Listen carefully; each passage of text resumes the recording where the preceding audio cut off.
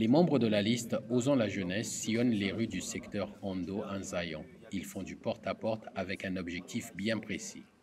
Aller directement au contact de ces populations, échanger avec eux, dialoguer avec eux, les entendre.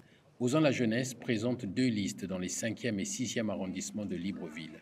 Dès les premiers jours, les 52 candidats se sont heurtés aux réalités d'une campagne électorale. Nous sommes là devant nous face à nos réalités, les réalités des finances, parce que nous n'avons pas de finances, donc nous ne pouvons pas faire des campagnes, des meetings comme nous voyons les autres, nos adversaires le faire.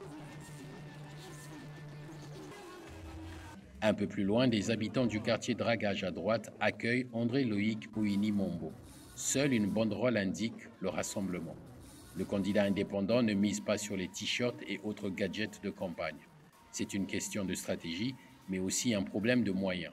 Aujourd'hui, même les banderoles sont les populations qui se cotisent. Nous ne sentons pas lésés parce que nous n'avons peut-être pas de t-shirts et autres. Ce n'est pas ça le plus important. D'abord, de façon générale, les élections, ça coûte cher. Et a fortiori pour quelqu'un qui est tout seul, qui ne se présente sous la bannière effectivement d'aucun parti politique. C'est très difficile parce que effectivement quand on est indépendant, on le sent tous les jours. L'argent est le nerf de la guerre électorale. Les candidats des principaux partis remportent déjà la bataille de la visibilité grâce à une bonne communication dans les médias et les réseaux sociaux et aussi grâce à des rencontres qui drainent plus de monde. Les petits candidats font avec les moyens de bord. Jusqu'au lancement de la caravane, le 17 septembre, nous n'avions pas de t-shirt, nous n'avions pas de banderole. Nous avons commencé à opérer dans les maisons, dans les quartiers, grâce à notre caravane. Et il y a donc quelques jours seulement, un mécène nous a aidés à faire quelques t-shirts. Les mécènes, les amis, l'entourage, voire la famille, figurent parmi les principaux pourvoyeurs de fonds pour les petits candidats.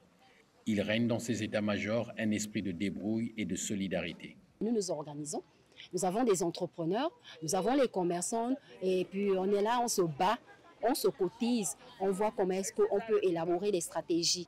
Pour ces candidats, l'argent ne fait pas tout. D'autres facteurs rentrent en ligne de compte.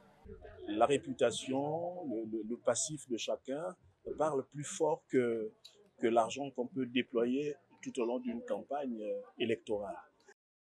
Les indépendants, en grand nombre par rapport aux élections antérieures, sont souvent novices en politique. Pourquoi vous êtes lancé en politique? C'est le fruit d'une profonde réflexion qui a consolidé les convictions que je nourrissais déjà et qui se sont traduites par l'obligation, pour moi, une obligation morale d'avoir à contribuer au débat public dans mon pays. Les indépendants se frottent au poids lourd de la politique gabonaise au nom de la démocratie. Peu importe les difficultés, leurs convictions sont plus fortes. Qui porte un discours de vérité, un discours de sincérité, un discours de franchise. Et puis, je porte également un programme qui relève du possible. Nous sommes uniques, nous sommes une génération visionnaire. Nous avons un projet qui, n'est-ce pas, touche les populations locales, zone par zone. Ces candidats croient fortement en leur victoire, à l'image de David face à Goliath. Ils ne comptent pas s'arrêter à mi-parcours. Dans un pays en pleine recomposition politique, les candidats indépendants et les petits candidats veulent incarner le renouveau. En dépit des moyens énormes des grands partis, ils savent que dans le secret de l'isoloir, le dernier mot revient aux électeurs.